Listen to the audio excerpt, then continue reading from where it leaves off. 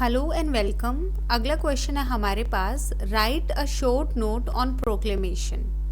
Answer हम start करेंगे introduction से। इंट्रोडक्शन में आ गया हमारे पास कि code of civil criminal procedure के अंडर प्रोक्लेमेशन जो है वो एक फॉर्मल अनाउंसमेंट है कोर्ट के द्वारा, जो रिक्वायर करती है एक पर्सन को कि वो अपीयर करे एक स्पेसिफाइड टाइम पे और प्लेस पे, और ये इशू की जाती है जब कोर्ट जो है वो बिलीव करता है कि पर्सन जो है वो एब्सकॉन्ड हो चुका है या फिर कंसील कर रहा है खुद को अवॉइड करने के लिए अरेस्ट को।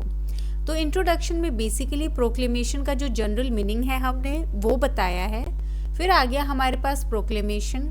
सेक्शन 82 जो है वो प्रोवाइड करता है कि इशू करने के लिए प्रोक्लेमेशन जो फॉलोइंग कंडीशंस हैं वो फुलफिल होनी चाहिए।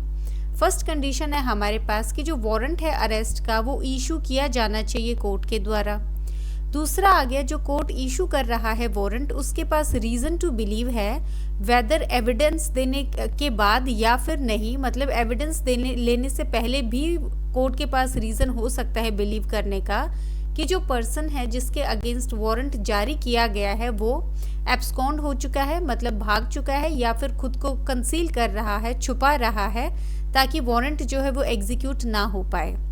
इसके बाद आ गया हमारे पास एक प्रोक्लेमेशन जो है वो इशू नहीं किया जा सकता before issuance of warrant of arrest. जो अरेस्ट वारंट है उसके इशू करने से पहले जो है प्रोक्लेमेशन इशू नहीं हो सकता है। साइमल्टेनियस इशुएंस जो है वारंट का और प्रोक्लेमेशन का अंडर सेक्शन 82 वो इलीगल है, तो एक साथ जो है हम वारंट और प्रोक्लेमेशन जो है वो इशू नहीं कर सकते हैं। फिर आ गया हमारे पास फॉर्म ऑफ प्रोक्लेमेशन। जो प्रोक्लेमेशन है वो राइटिंग में होना चाहिए, वो स्पेसिफाई करना चाहिए टाइम और जो प्लेस है अपीयरेंस का, एब्सकॉन्डर का। थर्ड आ गया, डेट ऑफ अपीयरेंस जो है वो नहीं होनी चाहिए 30 दिन से कम की, जो डेट है पब्लिकेशन ऑफ प्रोक्लेमेशन की उस दिन से। फिर आ गया मैनर, क्या होगा इशू करने का प्रोक्लेमेशन। जो मैनर है इशू करने का प्रोक्लेमेशन वो है हमारे पास, फर्स्ट आ गया ये जो है पब्लिकली रीड किया जाना चाहिए किसी कॉन्स्पिक्यूअस प्लेस में, किसी टाउन की या फिर विलेज की जहाँ पे वो पर्सन जो है वो ऑर्डिनरीली रिसाइड करता है। सेकंड आ गया ये अफिक्स होना चाहिए किसी कॉन्स्पिक्यूअस पार्ट पे, हाउस के या फिर होमस्टेड के, जहाँ पे पर्सन ऑर्डिनरीली रिसाइड करता है या फिर किसी कॉन्स्पिक्यूअस प्लेस के, टाउन के या फिर विलेज के। तीसरा आ गया इसकी जो कॉपी है वो अफिक्स होनी चाहिए किसी कॉन्स्पिक्यूअस पार्ट जो है कोर्ट हाउस का उस पे।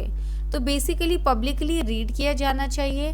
जैसे पहले के टाइम पे आपने देखा होगा कि बहुत लोग जो है वो ढोल के साथ अनाउंसमेंट करते थे, ऐसा कुछ, या फिर जो उसका घर होगा उसके उस पार्ट पे जो सबको विजिबल होगा वहाँ पे। और तीसरा आ गया हमारे पास जो कोर्ट हाउस है हमारे पास, वहाँ पे किसी नोटिस बोर्ड पे या किसी ऐसी जगह पे जो पब्लिकली रीड किया जा सकता है। फिर आ गया कोर्ट जो है वो डायरेक्ट कर सकता है एक कॉपी जो है प्रोक्लेमेशन की कि वो पब्लिश की जाए डेली न्यूज़पेपर में जो सर्कुलेट करता है उस प्लेस पे जहाँ पे पर्सन जो है वो ऑर्डिनरीली रिसाइड करता है। तो न्यूज़पेपर वाला ऑप्शन जो है वो हमारे पास मैंडेटरी नहीं है, वो हमारे पास जो है डिस्क्रिशनरी है। अगर कोर्ट चाहे तो ऐसे भी जो है प्रोक्लेमेशन पब्लिश कर सकता है।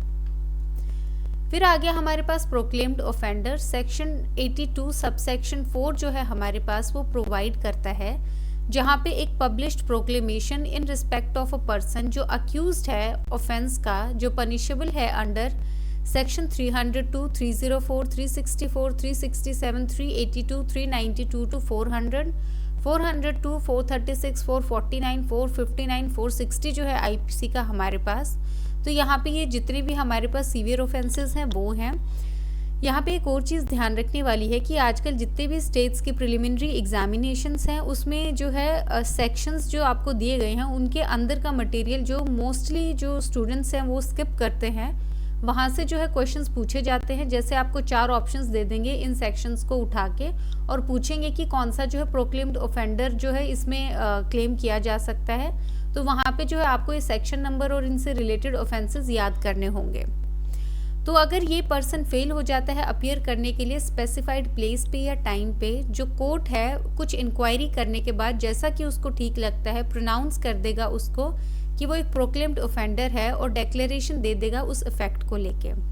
फिर आ गया कंक्लूजन हमारे पास। कंक्लूजन में हम बताएंगे सेक्शन 83 जो है वो प्रोवाइड करता है कि कोर्ट इशू करता है प्रोक्लेमेशन, वो किसी भी टाइम पे इशू करने के बाद प्रोक्लेमेशन को ऑर्डर कर सकता है अटैचमेंट किसी भी मूवेबल या इमूवेबल प्रॉपर्टी की जो बिलोंग करता है ऑफेंडर को।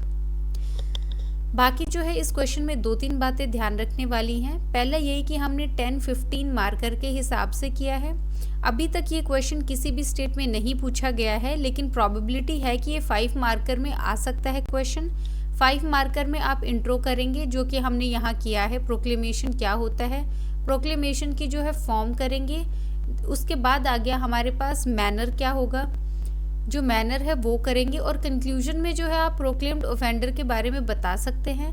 जिन स्टेट्स में बेयर एक्ट अवेलेबल होती है वहाँ पे आप बेयर एक्ट उठा के हेडिंग्स जो है आप देख सकते हैं, आइडिया ले सकते हैं इस आंसर से, और उसके बाद अंदर जो है 2-2 लाइनें आप लिख सकते हैं हेडिंग्स के अंदर।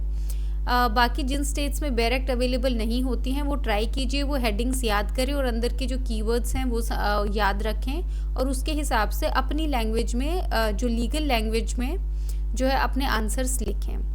बाकी जो है इस क्वेश्चन में हमने सब कुछ इंक्लूड कर लिया है। So thank you.